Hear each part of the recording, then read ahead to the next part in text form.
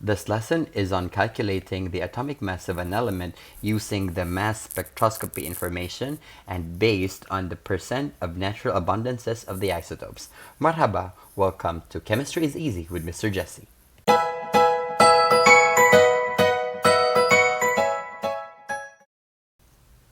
The masses of atoms and percent abundances of isotopes of elements are measured using mass spectrometry. Mass spectrometry is a technique that separates particles according to their masses. Now, we will not be discussing more into the mechanics or the details of mass spectrometry, but instead we would just be interpreting results that are done through mass spectrometry. Now, mass spectrometry separates isotopes of elements by mass, so the relative abundance of an isotope can be determined. Let us look at a sample result of mass spectrometry in the next slide. Now, mass spectrometry would actually produce a mass spectrum just like the one given in problem 22. It reads, using the mass spectrum of lithium given below, the most abundant isotope of lithium is. So here on the y-axis, so this is the y-axis, we have the relative abundance, and on the x-axis we actually have the isotope. So this one right here is lithium 11, and on the other hand this is lithium 10. So obviously lithium 11 has a greater relative abundance compared to that of lithium 10, because the relative abundance of lithium 11 is 4, whereas the relative abundance of lithium 10 is only 1. So therefore the correct answer is letter D, lithium 11. Next is calculating the average atomic mass of an element based on the percent of natural abundances of the isotope. Now, the average atomic mass can be calculated using the following equation. So first, if the element has 3 isotopes, so we will have the percentage of the first isotope multiplied by its atomic mass plus the percentage of the second isotope multiplied by its atomic mass, or the atomic mass of the second isotope, plus the percentage of the third isotope multiplied by the atomic mass of the third isotope divided by 100. Now, do not forget the unit. The unit of atomic mass is AMU, which is average mass, atomic mass unit rather. AMU stands for atomic mass unit. So this is the unit of average atomic mass. Let us take a look at the sample problem on the next slide. Use the following information about the isotope of boron to answer questions A to C. So we have here our table. We have the isotope boron 10 and boron 11, and the relative abundance are the following: 20 for boron 10 and 80 for boron 11. Calculate the average atomic mass of boron. So again, recall the formula. Let me just write it here. Average atomic mass, let me just call it AAM, is equal to, since I only have 2 isotopes of boron, so I could just say the percentage of first isotope multiplied by the atomic mass of that isotope, then plus the percentage of the second isotope multiplied by its atomic mass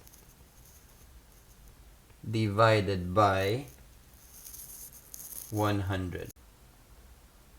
So now let us substitute our values.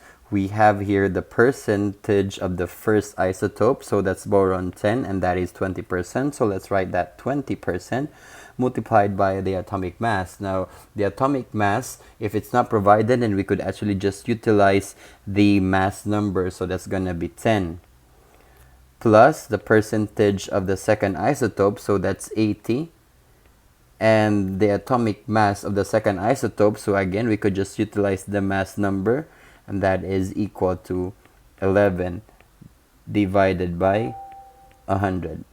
Simplifying this will give us 200 plus 880 divided by 100, or that is equal to 180 divided by 100, and that would give us 10.8 AMU.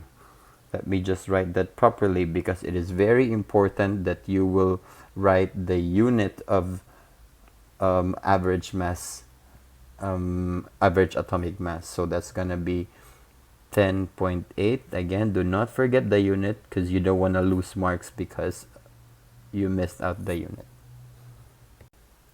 Question B. Which of the two isotopes has a mass that is close to the average atomic mass? Now, even before we have solved for the average atomic mass, by just looking at the relative abundances of our isotopes, we can already tell which of the isotopes would have a mass that is very close to the average atomic mass. So, the greater the relative abundance, then therefore its mass would be very close to the average atomic mass, and therefore we have boron 11.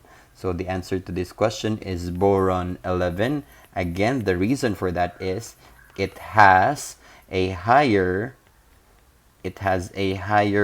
percentage abundance, than boron 10. Let me write that down. Abundance than boron 10.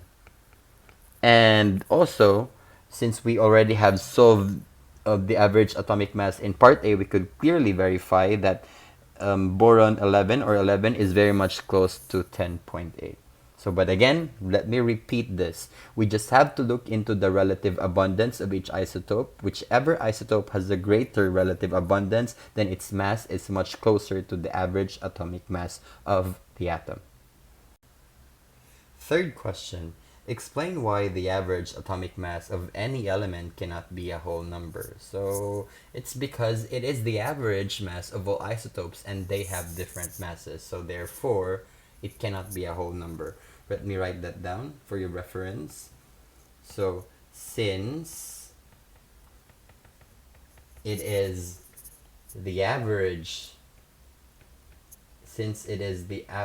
mass of all isotopes and they have different masses.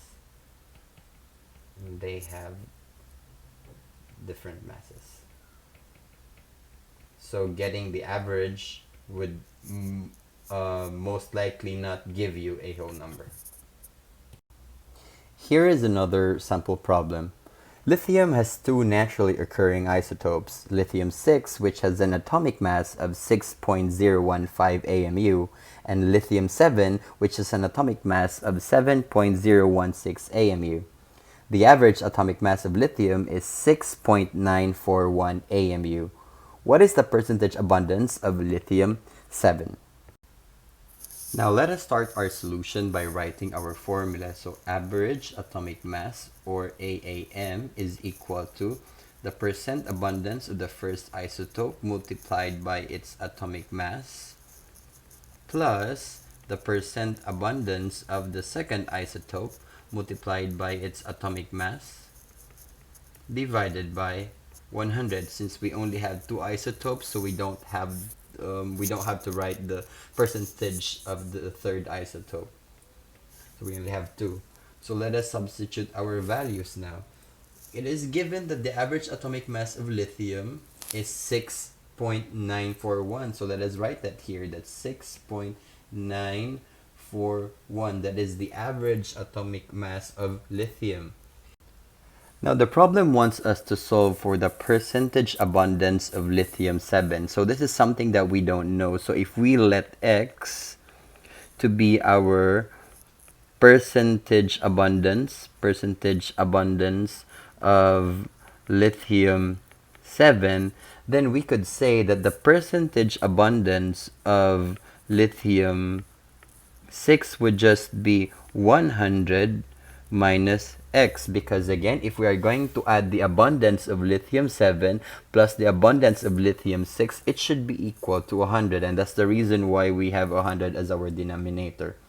So let us substitute that. The percentage abundance of the first isotope, which is lithium-6, is 100 minus x multiplied by the atomic mass of the first isotope. So that's going to be 6.015, 6.015, plus the percentage abundance of the second isotope, which is lithium-7, and we denoted that to be x, multiplied by the atomic mass of lithium-7, which is 7.016, divided by 100. So we could simplify this so that we will now have 694.1. We would be multiplying all sides by 100, so that the 100 in the denominator cancels. So this 100 here cancels if we multiply this side with 100. So that we will now have 601.5. That is because we have 100 multiplied by 6.01 minus the negative x here, also multiplied by 6.015. So we will have 6.015x, alright, plus x multiplied by x multiplied by 7.016. So that's going to give us 7.016x.